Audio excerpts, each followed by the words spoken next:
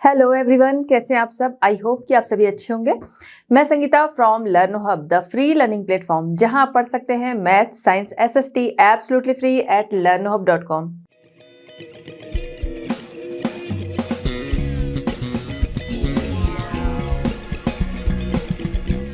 बच्चों, आज हम डिस्कस करेंगे आईसीएसई क्लास 10। टॉपिक हमारा है सबऑर्डिनेट कोड्स।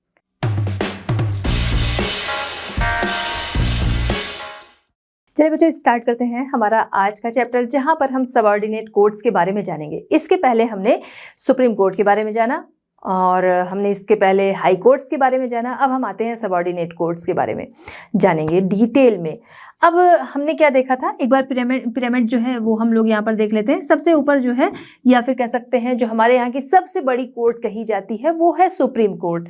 ठीक है, सुप्रीम कोर्ट के बाद आती है हाई कोर्ट, और हाई कोर्ट के बाद जो कोर्ट आती है वो है सबऑर्डिनेट कोर्ट्स। ठीक है, हाई कोर्ट्स के बाद आती है सबऑर्डिनेट कोर्ट्स। सुप्रीम कोर्ट की बात करें, ये देश में एक ही होती है, या क्वेश्चन आता है देश की कोर्ट कौन है, तो वो हमारी सबऑर्डिनेट ये सुप्रीम कोर्ट जो है ये है देश की कोर्ट।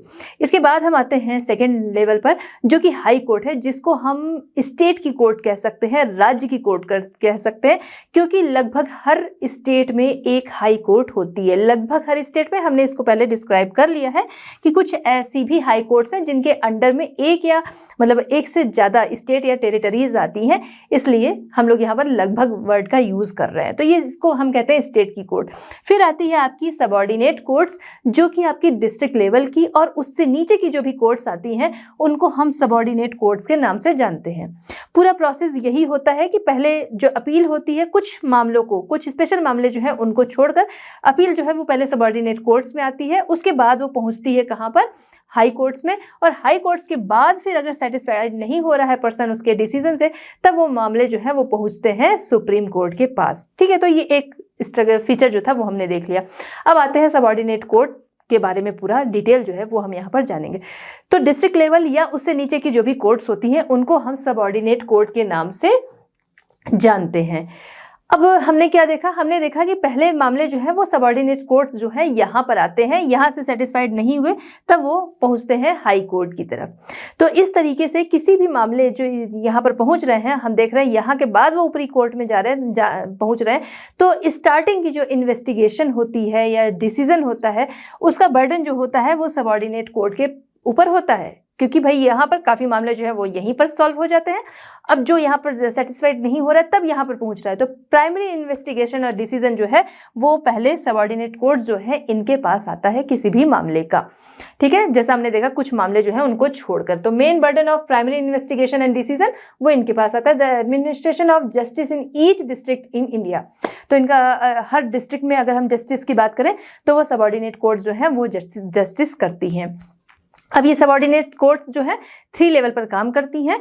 अब उनको हम देखेंगे। फर्स्ट जो है वो सिविल कोर्ट्स होती हैं। सिविल कोर्ट्स जहाँ पर मामले जो होते हैं वो ज़्यादातर कह सकते हैं फैमिली रिलेटेड मामले आते हैं, जैसे यहाँ पर डाइवोर्स वाला मामला आ गया, प्रॉपर्टी वाला मामला आ गया, ठीक है, कस्टोडियन हो गया, गार्जियनशिप हो गया, इस तरीके के मामले आते हैं। देखिए, मैरिज रिलेटेड हो गया, मैरिज में किसी तरीके की प्रॉब्लम है आ रही है, या मैरिज के टाइम में हमने देखा है बहुत सारे झगड़े हो जाते हैं, तो ऐसे मामले जो होते हैं वो सिविल कोर्ट्स में आते हैं।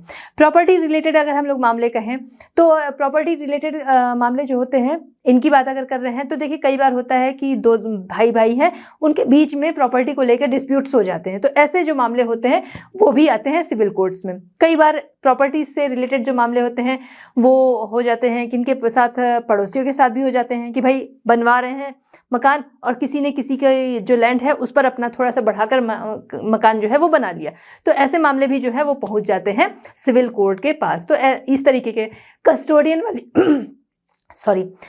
या गार्जियनशिप वाली बात हम लोग करें तो कई बार होता है, देखिए कुछ बच्चे होते हैं जहाँ पर क्या है कि डाइवोर्स हो गया मदर और फादर का, तो ऐसे में क्या है कि वहाँ पर गार्जियनशिप की बात आती है कि बच्चा जो है वो किसके पास रहेगा, या कस्टोडियन वाला मामला हो गया, कि ऐसे मैटर्स जो हैं फिर वो आते हैं सिविल कोर्ट्स में। ठीक है, अब उसके बाद हम सेकंड जो है वो देखेंगे क्रिमिनल कोर्ट्स। क्रिमिनल कोर्ट जहाँ पर क्राइम वाले मामले आते हैं, जैसे चोरी हो गया, लूट हो गया, डकैती हो गया, रेप है, मर्डर है, इस तरीके के जो मामले हैं वो क्या है, वो क्राइम कहे जाते हैं। ठीक है, तो ये क्राइम वाले जो मामले हो गए वो क्रिमिनल कोर्ट्स जो होती हैं यहाँ पर आते हैं।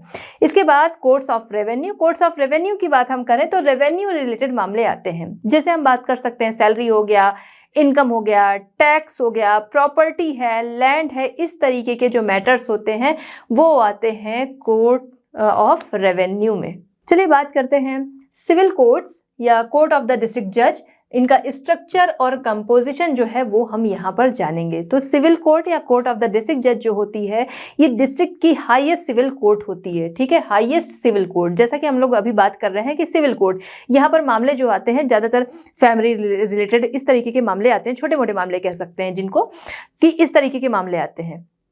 अब यहाँ पर अगर हम बात करें highest civil court in a district की ये होती है, ठीक है, डिस्ट्रिक्ट की सबसे बड़ी कोर्ट। देखिए सिविल मामले जो होते हैं, सिविलियन मामले जिसकी सिविलियन मैटर्स जिसकी बात हम लोग यहाँ पर कर रहे हैं कि जैसे मामले यहाँ पर आते हैं, तो देखिए कई बार ऐसा होता है, हमने देखा है पंचायतें जो होती हैं गांव में, वहाँ पर ही क्या है कि आपसी इस तरह पंचायत जो है वो बैठती है, उसके द्वारा ही इन मैटर्स को क्या कर लिया जाता है, सॉल्व कर लिया जाता है। इसके बाद और इससे ऊपर की कोर्ट्स होती हैं, ठीक है। इस तरीके से करते हुए अगर हम देखें तो यहाँ पर ये हाईएस्ट सिविल कोर्ट होती है डिस्ट्रिक्ट की। क्लियर। नेक्स्ट है डिस्ट्रिक्ट जज एंड एडिशनल जज। यहाँ पर होते हैं डिस्ट्रिक्ट जज और एडिशनल जजेस। तो इनका अपॉइंटमेंट जो है वो किसके द्वारा होता है, तो इनका अपॉइंटमेंट जो है वो होता है गवर्नर के द्वारा, गवर्नर के द्वारा। साथ ही साथ यहाँ पर chief justice of high court and जजेस, ठीक है, हाई कोर्ट के चीफ जस्टिस और जजेस जो हैं उनके साथ गवर्नर जो है वो कंसल्ट करते हैं। उस बेस पर यहाँ के डिस्ट्रिक्ट जज और एडिशनल जजेस जो हैं इनको अपॉइंट किया जाता है, ठीक है। नेक्स्ट हम यहाँ पर बात करेंगे, यहाँ पर अदर जो जजेस हो गए, मैजिस्ट्रेट्स हो गए, उनकी बात। अदर जजेस एंड मैजिस्ट्रेट्स जो हैं ये कैसे अपॉइंट होते हैं, ये अपॉइंट होते हैं स्टेट की अपनी पब्लिक सर्विस कमीशन जो है उसके द्वारा समय समय पर एग्जाम जो हैं वो लिए जाते हैं। जो क्वालिफाई करता है उसके द्वारा अपॉइंटमेंट होता है। आपने देखा होगा अलग अलग स्टेट के पब्लिक सर्विस कमीशन होते हैं, उनके द्वारा एग्जाम जो है वो कंडक्ट कराए जाते हैं, जहाँ पर प्री मेंस इंटरव्यू ये सारे प्रोसेस जो हैं पार करते हुए जो पूरी तरह से क्वालिफाई होता है उसको फिर आगे अदर जजेस और मजिस्ट्रेट जो है अपनी रैंक के अकॉर्डिंग उनको ये पोस्ट जो है वो दी जाती है। अगर हम बात करें स्टेट पब्लिक सर्विस कमीशन, ठीक है, SPSC, ठीक है, ये अब क्या है, अब अलग अलग स्टेट जो है अपना ये एग्जाम जो है स्टेट के अकॉर्डिंग ये कंडक्ट कराता है। जैसे हम बात करें यूपी, तो यूपी में क्या है, UPPSC हो गया। वहीं पर बात करें मध्य प्रदेश का तो MPPSC हो गया, बिहार BPSC हो गया, ठीक है। तो इस तरीके से ये अपना जो स्टेट्स हैं वो इसके लिए एग्जामिनेशन कंडक्ट कराते हैं। पे एंड अलाउंसेस की बात करें तो रिलेटेड जो स्टेट होता है वो अपनी जो सिविल कोर्ट्स हैं उनके जो जजेस हैं, एडिशनल जजेस हैं, यानी कि सबऑर्डिनेट कोर्ट, ठीक है, सिविल कोर्ट की हम लोग यहाँ पर खैर बात कर रहे हैं। तो सिविल कोर्ट्स के जो जजेस हैं एंड एडिशनल जजेस हैं, मजिस्ट्रेट्स हैं, इन सब की पे एंड अलाउंसेस जो है वो रिलेटेड स्टेट के द्वारा समय समय पर तय किए जाते हैं। यहाँ पर क्या है, लोएस्ट लेवल से डिस्ट्रिक्ट लेवल तक इनको क्या किया जाता है, ग्रेडिंग जो है वो दी जाती है।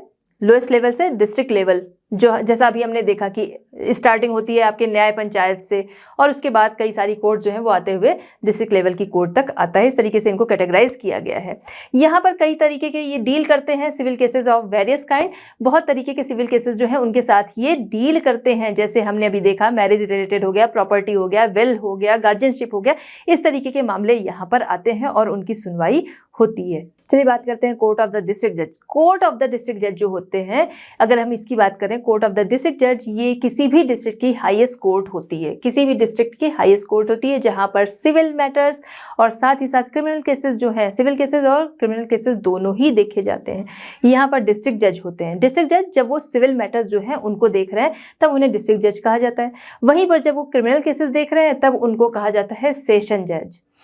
इसके अलावा यहाँ पर एडिशनल डिस्ट्रिक्ट जज होते हैं। एडिशनल डिस्ट्रिक्ट जज कब, जब वो मैटर्स देख रहे हैं, सिविल केसेस वाले मैटर्स देख रहे हैं, तब उनको एडिशनल डिस्ट्रिक्ट जज कहते हैं। जब वो क्या है, सेशन, उनको कहा जाता है एडिशनल सेशन जज। कब, जब वो हैंडल कर रहे हो क्रिमिनल केसेस, ठीक है। एडिशनल सेशन जज while dealing with criminal cases, जब वो क्रिमिनल केसेस जो है उनके साथ डील कर रहे हैं तब उनको एडिशनल सेशन जज के नाम से जाना जाता है। अब ये जो एडिशनल डिस्ट्रिक्ट जज जो है इनको अपॉइंट कैसे कौन करता है, क्या क्वालिफिकेशन चाहिए होती है, ये जानेंगे। तो अपॉइंट करने के लिए गवर्नर, जो कंसर्न स्टेट है वहाँ के गवर्नर, और साथ ही साथ कंसर्न स्टेट की जो हाई कोर्ट है उसके चीफ जस्टिस जो हैं वो आपस में कंसल्ट करते हैं और इस बेस पर इनको अपॉइंट किया जाता है। ओके। अब यहाँ पर ये भी ध्यान रखना है कि क्वालिफिकेशन क्या चाहिए होती है। क्वालिफिकेशन के लिए ज़रूरी है कि 7 ईयर्स तक उन्होंने एज अ एडवोकेट काम किया हो, या फिर कंसर्न स्टेट, यानी कि वो डिस्ट्रिक्ट जो है वो जिस स्टेट में आ रहा है उसे हम कहेंगे कंसर्न स्टेट। तो कंसर्न स्टेट या फिर यूनियन यानी सेंट्रल गवर्नमेंट की किसी भी जुडिशियल सर्विस में उन्होंने एज अ ऑफिसर काम किया हो, उन्हें ही इसके लिए एलिजिबल माना जाता है। फिर आगे कंसल्टेशन के बाद उनको अपॉइंट किया जाता है एज अ एडिशनल डिस्ट्रिक्ट जज। अब यहाँ पर हम बात करेंगे कि जो डिस्ट्रिक्ट कोर्ट होती है इसके लीव हो गई, ठीक है, इसका अपॉइंटमेंट हो गया, ये सारी चीज़ें जो है वो कौन तय करता है, टर्म कंडीशन, ये सारी चीज़ें यहाँ की सर्विस की कौन तय करता है। तो तय करने का काम जो है वो आता है हाई कोर्ट के जिम्मे, यानी कि हाई कोर्ट जो है वो जो डिस्ट्रिक्ट कोर्ट है या फिर कह सकते हैं सबऑर्डिनेट कोर्ट्स हैं, इसके appointment, term condition, leave, transfer, ये सारी चीज़ें हाई कोर्ट जो है वो तय करता है। चलिए बच्चों, अब सबऑर्डिनेट कोर्ट्स को हम लोग इस डायग्राम के द्वारा देखते हैं, फिर उसके बाद डिटेल समझेंगे। तो यहाँ पर आते हैं सबऑर्डिनेट कोर्ट, जिसमें सिविल कोर्ट्स हैं और क्रिमिनल कोर्ट्स हैं। सिविल कोर्ट्स अभी हमने समझा पैसे का लेन देन है, या फिर जो घर के मैटर्स हैं, घरेलू मैटर्स हैं, झगड़े हैं, वो सारे मैटर्स जो हैं वो यहाँ पर देखे जाते हैं। अब इसमें एक तो होते हैं डिस्ट्रिक्ट जज, उसके बाद आते हैं एडिशनल डिस्ट्रिक्ट जजेस जो इन पर सुनवाई करते हैं। इसके बाद आते हैं कोर्ट्स ऑफ सबऑर्डिनेट सिविल जज, जो कि फर्स्ट क्लास के कहे जाते हैं यहाँ पर जजेस। अब यहाँ पर फर्स्ट क्लास कह सकते हैं या फिर कह सकते हैं सीनियर क्लास के। अब ये जब सुनवाई करते हैं वहाँ पर देखा जाए तो उसकी कोई लिमिट नहीं होती, जैसा कि हमने बात की अभी यहाँ पर कि यहाँ के पे पैसे के लेन देन की भी सुनवाई होती है। तो अगर पैसे के लेन देन की है तो ये किसी भी अमाउंट की सुनवाई कर सकते हैं। साथ ही साथ यहाँ से कोई जो है संतुष्ट नहीं हुआ तो इनके पास अपील लेकर आ सकता है, मतलब इस जगह पर वो अपील अपनी कर सकता है दोबारा से सुनवाई के लिए। अब आते हैं इसके नीचे, फिर आते हैं, ठीक है, इससे नीचे आते हैं म्युनिसिपल कोर्ट ऑफ सब जज, ठीक है, म्युनिसिपल कोर्ट या फिर कोर्ट ऑफ सब जज, जिनको सेकंड क्लास या फिर जूनियर जजेस के नाम से जानते हैं। अब यहाँ पर जो सुनवाई होती है वो भी समझेंगे। यहाँ हमने कहा किसी भी अमाउंट की होती है और अपील कर सकते हैं। यहाँ पर क्या है, मैक्सिमम अमाउंट जो होता है वो 1 लाख तक होता है। 1 लाख तक का अगर आपसी झगड़ा है, किसी ने ले लिया है, नहीं दे रहा है, कुछ ऐसे मैटर्स के लिए अगर कोई आता है तो ये उसकी सुनवाई करते हैं। उससे ऊपर की सुनवाई के लिए ये होता है। दूसरा, यहाँ पर कोई अपील जो है वो नहीं की जा सकती है। जैसा कि हमने देखा ना कि यहाँ पर अपील जो है आती है, यहाँ से अगर संतुष्ट नहीं हुए तो यहाँ अपील आई, बट यहाँ पर अपील जो है वो नहीं की जा सकती है, मतलब नीचे से आके यहाँ पर अपील नहीं की जा सकती। नेक्स्ट हम आते हैं courts of small causes. Courts of small causes, इनके लिए न्याय पंचायत होती है। गांव में आपने देखा है ना न्याय पंचायत होती है, वो यहाँ पर काम करती है। अब यहाँ पर हमने बात की ना कि न्याय पंचायत, अच्छा, जैसे न्याय पंचायत जो होती है उसमें क्या है, जो भी डिस्प्यूट्स हैं आपस में क्या है सुलझाने की कोशिश होती है। आपने देखा होगा गांव के बारे में, जो लोग गांव से रिलेट करते हैं, वो जो नहीं भी करते हैं तो उन्होंने कभी टीवी वगैरह में देखा होगा, टीवी मोबाइल कहीं पर भी, कि जो आपसी डिस्प्यूट होते हैं उसको आपस की बातचीत से ही सुलझाने की कोशिश की जाती है।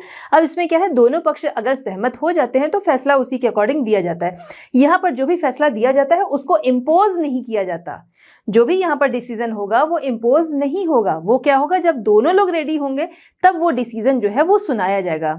ओके, तो इसी वजह से, क्योंकि यहाँ पर क्या है दोनों रेडी हो गए हैं, इसलिए इस मामले की अपील जो है वो यहाँ नहीं जा सकती। यही अभी हम लोगों ने बोला ना कि यहाँ पर अपील जो है वो नहीं आती है। तो चूंकि दोनों जब तैयार हुए तब वो फैसला दिया गया, इम्पोज नहीं किया गया, इसलिए इन मामलों की फिर दोबारा से सुनवाई नहीं होती है। नेक्स्ट आते हैं हम लोग यहाँ पर जो देखते हैं क्रिमिनल कोर्ट्स। तो क्रिमिनल कोर्ट्स अभी हमने देखा वायलेंस वाले मामले हो गए, क्राइम वाले हो गए, जो क्राइम वाले मामले होते हैं, मैटर्स होते हैं, किसी को मारना, ये सारी चीज़ें वो इसमें आती हैं क्रिमिनल कोर्ट्स में। यहाँ पर होते हैं सीनियर जज, फिर इसके बाद होते हैं एडिशनल जजेस, एडिशनल सेशन जज। फिर हम देखते हैं क्रिमिनल कोर्ट्स। तो क्रिमिनल कोर्ट्स जहाँ पर हमने देखा किस तरीके के मामले आते हैं कि मारपीट वाले हो गए ना, हिंसा वाले, वायलेंस वाले मामले हो गए, मर्डर हो गया, इस तरीके की चीज़ें जो हैं वो यहाँ पर इस तरीके के मैटर्स आते हैं। अब यहाँ पर होते हैं सेशन जज, जो कि सबसे ऊपर होते हैं। अभी हमने इनके बारे में डिफरेंस जो था वो देखा ही कि क्या होते हैं। फिर ये सेशन जज जो होते हैं, इसके बाद आते हैं एडिशनल सेशन जज, फिर इसके बाद आते हैं चीफ मेट्रोपॉलिटन मजिस्ट्रेट्स। ये कहाँ पर, जैसा कि हम यहाँ पर देख रहे थे, तो ये किस तरीके के मैटर्स जो हैं वो देख रहे थे। अब यहाँ पर क्या है, जो बड़ी बड़ी सिटीज़ होती हैं जिनको हम महानगर कहते हैं, मेट्रोपॉलिटन सिटीज़, वहाँ पर क्या होता है, वहाँ होते हैं चीफ मेट्रोपोलियन मजिस्ट्रेट्स, जिनको CMM के नाम से भी जानते हैं। कहाँ पर, मेट्रोपॉलिटन सिटीज़ जो है यहाँ पर, या फिर चीफ जुडिशियल मजिस्ट्रेट CJM के नाम से इनको जानते हैं। इसके बाद आते हैं फर्स्ट क्लास जुडिशियल मजिस्ट्रेट्स, और इसके बाद आते हैं सेकेंड क्लास जुडिशियल मजिस्ट्रेट्स। अब इनके बारे में डिटेल जो है वो हम लोग 1 बाय 1 देखते चलेंगे। सिविल कोर्ट्स जो हमने पूरा कर दिया, अब आते हैं हम लोग क्रिमिनल कोर्ट्स पर। चलिए बात करते हैं नेक्स्ट कोर्ट, जो कि है क्रिमिनल कोर्ट्स, सेशन कोर्ट्स। इन्हीं को हम इन दोनों नाम से जानते हैं, क्रिमिनल कोर्ट्स कह सकते हैं या सेशन कोर्ट कह सकते हैं। देयर स्ट्रक्चर एंड कंपोजिशन, इनका स्ट्रक्चर और कंपोजिशन जो है वो हम लोग यहाँ पर जानेंगे। तो इनको 4 पार्ट्स में डिवाइड किया गया है या 4 कैटेगरी में कैटेगराइज किया गया है। अब ये 4 कैटेगरीज जो है अभी हमने देखा था, इसके पहले जो टेबल थी वहां पर, तो जो टेबल हमने देखा था उसके अकॉर्डिंग हम चलेंगे, ठीक है। तो उस टेबल में क्या था, हमने जो टॉप पे देखा था वो यहाँ पर हम लोग क्या है बॉटम में, मतलब लास्ट में देखेंगे। तो ये हमारी जो टेबल है, मतलब हम जो यहाँ पर समझेंगे उसको, तो हम लोग यहाँ पर चल रहे हैं बॉटम टू टॉप, यानी जिसको हमने वहाँ पर लास्ट में देखा था उसके बारे में हम लोग सबसे पहले यहाँ डिस्कस कर रहे हैं। बॉटम टू टॉप हम यहाँ पर चलेंगे, ओके। जिसके पास सबसे ज़्यादा राइट्स होंगे यहाँ पर, उसको हम लोग अभी लास्ट में देखेंगे। चलिए बात करते हैं सबसे पहले ए, जो कि है court of the second class judicial magistrates. अब इन कंपैरेटिवली इनके पास क्या है, कुछ क्राइम वाले मैटर जो है, सर्टेन सीरियस क्रिमिनल केसेस जो हैं वो यहाँ पर आते हैं। हमने इसके पहले क्या देखा, जो सिविल कोर्ट्स है, सिविल कोर्ट्स में कि आपसी डिस्प्यूट्स हैं उनको सुलझाया जा सकता है बातचीत से। यहाँ पर क्या है, कुछ मान लीजिए पड़ोसी में थोड़ा सा मारपीट हो गई, बट ये मारपीट जो है वो बहुत ज़्यादा वायलेंस नहीं हुई। कुछ ऐसे मैटर्स जो हैं वो यहाँ पर आ सकते हैं जो बहुत ज़्यादा वायलेंस नहीं हुए हैं, सर्टेन सीरियस मामले क्रिमिनल केसेस जो हैं वो यहाँ पर आते हैं। अब यहाँ पर जो पनिशमेंट दी जाती है वो अगर कैद की सज़ा देखी जाए, ठीक है, कैद की सज़ा यहाँ पर मैक्सिमम जो है 1 ईयर तक ही दी जा सकती है, इससे ज़्यादा नहीं दे सकते हैं। और फाइन या तो देखिए, या तो ये सज़ा दी जाती है और या फाइन जो है मैक्सिमम 5000 तक का लगाया जा सकता है, या फिर ये दोनों ही जो है उसके ऊपर इम्पोज किया जा सकता है जिसको कि यहाँ पर दोषी पाया जाता है। नेक्स्ट हम बात करेंगे बी है court of the first class judicial magistrates. अब फर्स्ट क्लास जुडिशियल मजिस्ट्रेट, जाहिर सी बात है इससे वो क्या होगा, बड़ा होगा, ओके। अब यहाँ पर क्या है, इसके पास थोड़ी सी और पावर होगी और साथ ही साथ यहाँ पर थोड़ा सा और सीरियस केस जो होगा वो यहाँ पर आएगा, मोर सीरियस क्रिमिनल केस, ठीक है, इससे सीरियस क्रिमिनल केस जो है वो यहाँ पर आएंगे। यहाँ पर सज़ा जो है, पनिशमेंट जो है वो कितनी होगी, तो मैक्सिमम यहाँ पर कैद की जो सज़ा होगी वो 3 इयर्स तक दी जा सकती है, मैक्सिमम 3 इयर्स। और साथ ही साथ अगर जुर्माने की बात किया जाए तो मैक्सिमम 10,000 तक दिया जा सकता है, या फिर ये दोनों ही सजाएं जो है वो इम्पोज की जा सकती है, या ये दोनों ही पनिशमेंट जो है वो दी जा सकती है, या ये दोनों, ये इनके हाथ में होता है। अब यहाँ पर क्या है कि जो यहाँ से यहाँ पे जो भी डिसीजन मिला यहाँ पर जो भी डिसीजन मिला उससे अगर संतुष्ट नहीं हुए तब वो इस कोर्ट में अपील कर सकते हैं। अब यहाँ पर देखिए एक चीज़ और हमने देखा कि 3 इयर्स तक यहाँ पर पनिशमेंट दे सकते हैं, इससे ज़्यादा नहीं। जबकि हमने देखा है बहुत सारे केसेस ऐसे होते हैं जिसमें कि उम्र कैद भी दे दी जा सकती है, लाइफ टाइम तक क्या है वो पर्सन जो है वो जेल में रहेगा, ठीक है, या फिर उससे ज़्यादा नहीं, मतलब ये जो है हम लोग के पास ये 3 इयर्स, इससे ज़्यादा तक सज़ा जो है पनिशमेंट जो है वो दी जाती है। तो इसके पहले वाले चैप्टर में हमने ये देखा था कि जो रिट, जब हम लोग डिस्कस कर रहे थे तो रिट में हमने क्या देखा था कि अगर ये जो सबऑर्डिनेट कोर्ट्स हैं ये अपनी पावर से बियॉन्ड जाकर डिसीजन लेती हैं या काम करती हैं तो ऐसे में ये रिट जारी कर सकता है। तो कुछ ऐसे ही मैटर्स जो हैं वो हो सकते हैं, इनके पास राइट है 3 इयर्स तक का, बट इन्होंने हो सकता है ज़्यादा पनिशमेंट लगा दी, तो क्या है ऐसे में वो वहाँ से रेट जो है वो जारी हो सकती है। जुर्माना 10,000 तक का इनका मैक्सिमम है, उससे ज़्यादा नहीं लगा सकते। इससे बियॉन्ड गए तो फिर या उनके अंडर में आने वाले कुछ फैसले नहीं हैं उस पर भी वो फैसला दे रहे हैं, तो ऐसी चीज़ें। चलिए नेक्स्ट जो कि सी है, जो आता है court of chief judicial magistrate CJM। अब ये जो CJM है, ठीक है, मजिस्ट्रेट्स और also called chief metropolitan magistrate, कहाँ पर जो मेट्रोपॉलिटन सिटीज़ होती है वहाँ पर इनको इन नामों से जाना जाता है। अब इनके पास देखा जाए, इनके पास राइट्स तो इनके पास और ज़्यादा क्रिमिनल केस जो होंगे वो आ सकते हैं, उससे बड़े वाले। दूसरा, जो वहाँ के डिसीजन से संतुष्ट नहीं हुआ सेकंड क्लास वाले फर्स्ट क्लास वाले से, वो यहाँ पर आ सकता है। तीसरा कि इनके पास अगर हम देखें तो पनिशमेंट करने के बारे में, तो यहाँ पर ये लाइफ टाइम के लिए इम्प्रिजनमेंट की पनिशमेंट जो है वो नहीं दे सकते, यानी लाइफ टाइम के लिए जेल की सज़ा नहीं दे सकते, मैक्सिमम 7 ईयर्स तक की ही ये सज़ा दे सकते हैं। ओके, या कह सकते हैं मृत्युदंड, वो भी इनके हाथ में नहीं है, वो पावर इनके पास नहीं है कि मृत्युदंड जो है वो दे सकें। They can pass a sentence of imprisonment only up to 7 years, ये भी हमने समझा है कि 7 ईयर्स तक की ही ये कैद की सजा दे सकते हैं। नेक्स्ट है the session court. Session court, यहाँ पर हम बात करेंगे कि ये हाईएस्ट क्रिमिनल कोर्ट होती है, कहाँ की? डिस्ट्रिक्ट की। एक डिस्ट्रिक्ट की हाईएस्ट क्रिमिनल कोर्ट जो होती है वो होती है सेशन कोर्ट। यहाँ पर डिस्ट्रिक्ट जज जो होता है सिविल कोर्ट का, वो काम कर सकता है, तभी हम उसको क्या कहते हैं, अभी हमने डिस्कस किया था, तब हम उसे क्या कहते हैं? सेशन जज। ओके, एडिशनल जज जो एडिशनल डिस्ट्रिक्ट जज होते हैं वो भी क्या है, फंक्शन कर सकते हैं एज अ एडिशनल सेशन जज। केसेस ऑफ मर्डर, डकैती, वायलेंस, इस तरीके के केसेस जो हैं उनकी यहाँ पर सुनवाई होती है। ये चीज़ें हमने डिस्कस की कि जो ज़्यादा सीरियस क्रिमिनल केसेस होते हैं उनकी सुनवाई यहाँ पर होती है। इसके अलावा जो इससे निचली कोर्ट अभी हमने देखा, उसकी भी वहाँ पर क्या है, वहाँ के डिसीजन से संतुष्ट नहीं हुए तो यहाँ पर अपील कर सकते हैं। इसके अलावा जुर्माना की बात कही जाए तो जुर्माना ये कुछ भी लगा सकते हैं। हम बात करें कि जेल में कैद करने की सज़ा की कितने साल की जेल जो है वो मिल सकती है, तो वो भी ये इनके पास राइट है, ये कितने भी साल की जेल जो है या लाइफ टाइम के लिए इम्प्रिजनमेंट की पनिशमेंट जो है वो दे सकते हैं। इसके अलावा इनके पास ये भी राइट होता है कि ये मृत्युदंड जो है, डेथ सेंटेंस जो है, ये भी दे सकते हैं, वो पनिशमेंट भी दे सकते हैं ये। लेकिन यहाँ पर अप्रूवल इनको चाहिए होगा हाई कोर्ट का। अगर इनको हाई कोर्ट से अप्रूवल मिल जाता है तो फिर ये मृत्युदंड की सजा दे सकते हैं।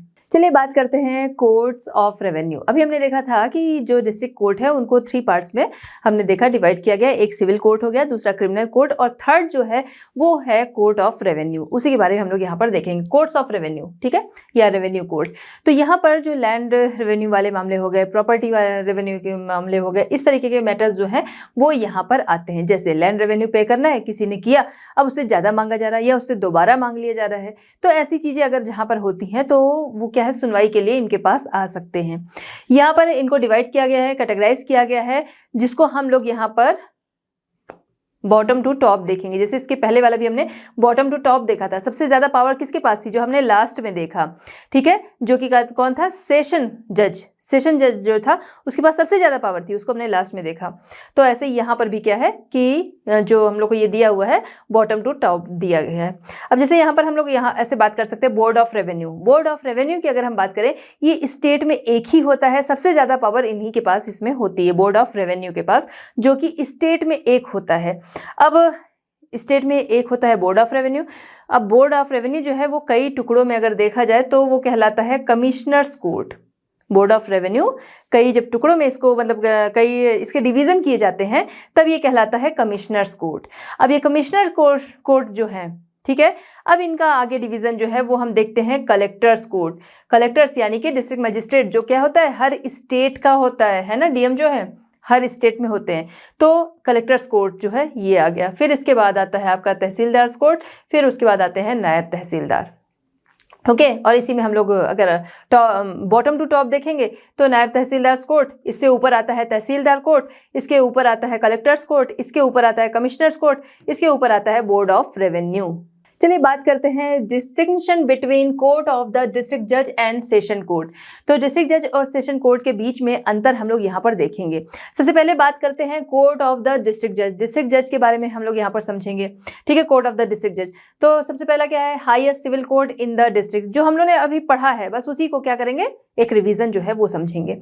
Highest civil court in the district, ठीक है, तो सिविल कोर्ट होती है ये हाईएस्ट कहाँ की, डिस्ट्रिक्ट की।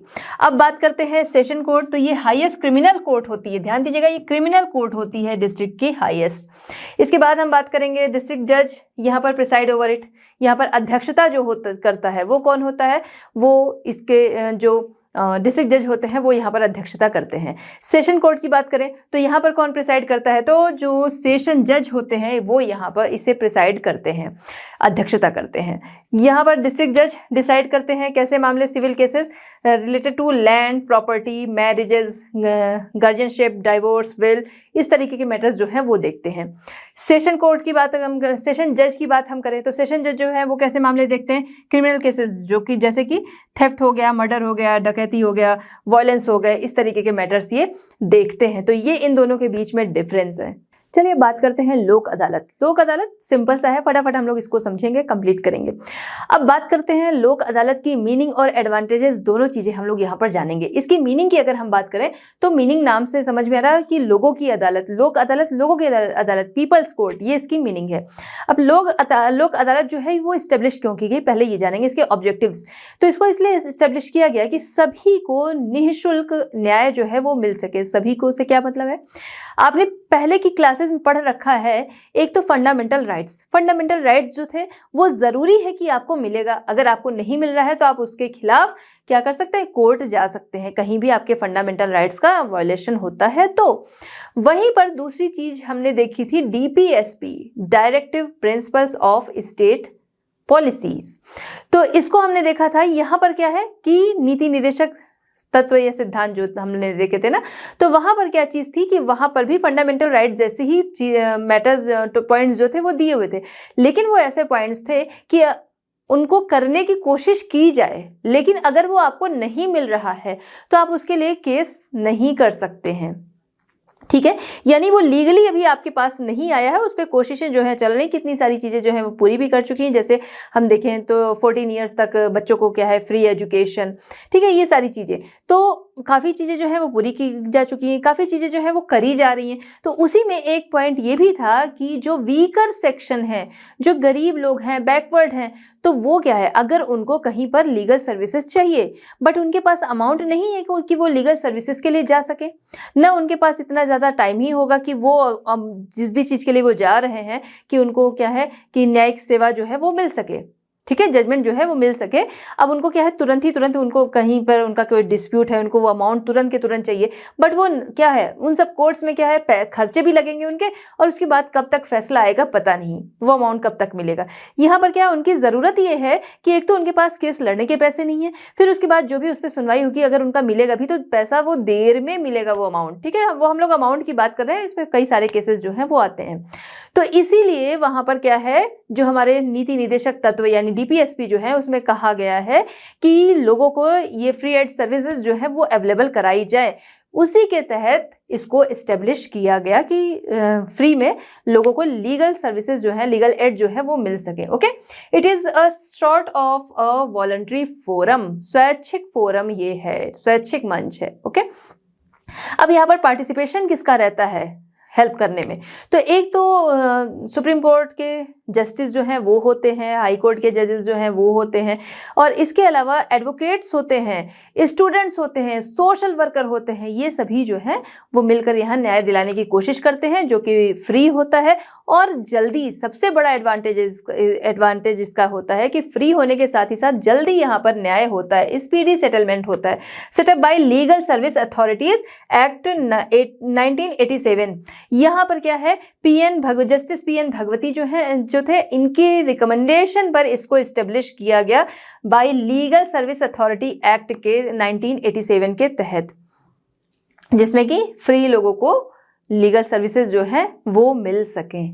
अब यहाँ पर ये भी ध्यान रखना होगा कि यहाँ के जो डिसीजन होंगे इसके खिलाफ अपील नहीं की जा सकती, क्योंकि यहाँ पर जो भी डिसीजन है वो इम्पोज नहीं किया गया है, उसमें क्या है, आपसी सहमति बनी, नहीं बनती तो ऊपर की कोर्ट पे जाया जा सकता था, लेकिन क्या है, आपसी सहमति से अगर ये डिस्प्यूट जो है वो सॉल्व हो गए तो उसके खिलाफ फिर ऊपरी कोर्ट पर नहीं, या फिर कह सकते हैं इससे अपर कोर्ट जो है उस पर नहीं जाया जा सकता है। चलिए बात करते हैं वर्किंग या एडवांटेजेस ऑफ द लोक अदालत। तो लोक अदालत के एडवांटेजेस अभी हमें एक रफली जो था वो समझ में आ ही गए।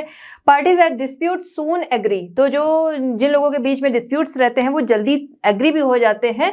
प्रपोजल ऑफ स्पीडी सेटलमेंट, भाई स्पीडी सेटलमेंट जो है वो हर कोई चाहता है, तो जब उनको ये प्रपोजल मिलता है तो वो जल्दी से एग्री भी हो जाते हैं। देखिए डायरेक्ट भी यहाँ आया जा सकता है, और इसके अलावा जो लोग इससे ऊपर की कोर्ट में फाइट कर रहे हैं, ठीक है, डिस्प्यूट है, उन कोर्ट्स में गए हैं, वो भी क्या है, अगर वहां से रिकमेंड किया जाता है तो वो तब भी क्या है, वो यहाँ पर आ सकते हैं सुनवाई के लिए। रेगुलर लॉ कोर्ट जो है वहां पर क्या है, ऑलरेडी बहुत ज़्यादा बर्डन है, ये हम सभी को पता है। तो इस वजह से भी लोग जो है वो रेडी हो जाते हैं कि यहाँ पर जाएं, वरना क्या है, यहाँ पर समय भी बहुत लगेगा, खर्चे भी बहुत होंगे। और साथ ही साथ वो कोर्ट जो है वो भी हेल्प करती हैं। क्यों कोर्ट, रेगुलर कोर्ट जो है वो इनकी हेल्प करती हैं? रेगुलर कोर्ट जो है वो इसलिए हेल्प करती हैं जिससे कि क्या है कि यहाँ का बर्डन, जो उनके यहाँ का बर्डन है वो खुद ही बहुत ज़्यादा है, वो कम हो सके, इसलिए वो रिकमेंड करती हैं। और अगर ऐसे में पर्सन जो है वो मान जाता है, आ जाता है, तो आगे सुनवाई फिर होती है। ठीक है, stress of already under the stress much load provide every help to the parties, तो वो हेल्प जो है वो पार्टी को प्रोवाइड कराती भी है। नेगोशिएटेड सेटलमेंट यहाँ पर होता है, ध्यान रखिएगा, यहाँ पर नेगोशिएटेड सेटलमेंट होता है। यहाँ पर किसी की हार या जीत वाली बात नहीं होती, आपसी यहाँ पर आपस में मैटर्स जो हैं वो सुलझाए जाते हैं। तो हार जीत जैसी कोई बात ही नहीं है। जब जो दोनों पक्ष जो है वो तैयार होते हैं तभी वो जजमेंट जो है फिर वो आगे लागू होता है। Reached much to the relief of the different parties, दोनों पार्टी जो है उनको रिलीफ मिलता है आगे जो खर्चे, समय, इन सभी से। फर्स्ट लोक अदालत जो थी वो इस्टेब्लिश हुई थी 1982 में। कहाँ पर? जूनागढ़, गुजरात। तो वहाँ पर क्या है, एक बस ऐसे ही इसको इस्टेब्लिश किया गया था सुनवाई के लिए। धीरे धीरे क्या है, ये बहुत ज़्यादा फेमस होने लगी, लोग जो थे वो पसंद करने लगे क्योंकि यहाँ पर जल्दी सेटलमेंट होता था, और इसी वजह से 1987 में फिर लीगली ये इस्टेब्लिश हुई। चलिए नेक्स्ट है an estimate of the work of the Lok अदालत। लोक अदालत के काम का एस्टिमेट जो है वो हम समझेंगे। No denying the fact system of the Lok Adalat, कौन से फैक्ट्स हैं वो हम देखेंगे, जो कि क्या है उसके एडवांटेजेस हैं। Much time is saved, time जो है वो बहुत ज़्यादा बचता है। Hundreds of cases are decided in a single day, ऐसा क्या है किसी भी कोर्ट में होता है कि एक ही दिन में सैकड़ों मुकदमे जो है या सैकड़ों मैटर्स जो हैं वो सॉल्व कर दिए जाए, ऐसा सिर्फ और सिर्फ लोक अदालत में ही होता है। तो क्या है, समय काफ़ी ज़्यादा बचता है। साथ ही साथ जो क्या है, जो पीड़ित है, जो विक्टिम है, वो उसको क्या है मुआवजा जल्दी मिल जाएगा। भाई जल्दी से यहाँ पर डिसीजन आ गया तो इस वजह से क्या है कि उसको मुआवजा भी क्या है तुरंत मिल जाएगा, तो ऐसे में उसका काम बन जाएगा। जैसे मान लीजिए कोई एक्सीडेंशियल केस है, अब ऐसे में क्या है, जो दोषी है उसको वहाँ पर पनिश के तौर पर कह दिया जाएगा कि भाई ये अमाउंट जो है वो आपको पे करना पड़ेगा। अब वो पर्सन जो है जो लोक अदालत में गया है किसी भी मैटर के लिए, अब जिसके फेवर में फैसला आया कि ठीक है आपको ये अमाउंट जो है वो मिलेगा, वो अमाउंट मिल जाएगा तो आगे उसके इलाज वगैरह के लिए भी वो काम आ जाएगा। ठीक है, तो victim of accidents require immediate relief and लोक अदालत फुलफिल दिस नीड। ठीक है, दूसरा time money is also save, time के साथ साथ मनी जो है ये भी बचता है। लोक अदालत जो है वो क्या करती है, relieve the law court of much of their heavy load of work. समझ में आया कि जो लॉ कोर्ट्स होती हैं वहाँ पर क्या है बहुत ज़्यादा काम होता है, तो उनका भी क्या है, उनके भी काम कम हो जाते हैं। हमने क्या देखा, सैकड़ों केस ये क्या है एक दिन में सॉल्व करती हैं, और यहाँ पर क्या है मामले जो है वो चलते रहते हैं, तो इनका भी काफ़ी बर्डन जो है वो यहाँ पर कम होता है। नेक्स्ट जो यहाँ पर क्या है फैक्ट, वो ये है कि सेटलमेंट जो यहाँ पर होता है वो किसी पर इम्पोज नहीं होता है, और ये जो सेटलमेंट होता है वो कैसा होता है, आपसी सहमति से। ठीक है, आपसी सहमति से होता है, जिसकी वजह से किसी के भी मन में कोई वो नहीं रहता कि भाई मेरे साथ गलत हुआ या मेरे साथ गलत हुआ, ऐसा नहीं। यहाँ पर क्या दोनों की सहमति जब बनती है तभी डिसीजन दिया जाता है। द लोक अदालत never leave a bitter taste, everything is decided in an atmosphere of complete harmony. ठीक है, नेक्स्ट है स्कोप ऑफ लोक अदालत। लोक अदालत के स्कोप की बात करें तो अभी तक हमने देखा कि इसका स्कोप जो है वो बहुत ज़्यादा है। क्यों? क्योंकि इससे सभी को फ़ायदा है, चाहे हम बात करें पब्लिक की जो अपने डिस्प्यूट्स जो है वो लेकर जा रही है, या फिर जो अपर कोर्ट्स हैं उनकी बात हम लोग करें, उनके ऊपर का बर्डन जो है वो कम हो रहा है। तो सिस्टम ऑफ लोक अदालत जो कि बहुत ज़्यादा पॉपुलर होने लगा। अक्टूबर 1985 में दिल्ली में जब पहली लोक अदालत जो थी वो लगी, वो वहाँ पर इतनी पॉपुलर हुई, एक दिन में इतने सारे उसने जजमेंट जो थे वो दिए। इसकी वजह से समय समय पर लगभग हर मंथ जो है वो दिल्ली में लोक अदालत जो थी वो लगाई जाने लगी। अब हमने देखा पहले गुजरात, उसके बाद दिल्ली, इन जगहों पर लोक अदालत जो थी वो इतनी ज़्यादा फेमस होने लगी, जिसकी वजह से Delhi was followed by Gujarat and many other state, बहुत सारे स्टेट जो है वहाँ पर इसको फॉलो किया जाने लगा।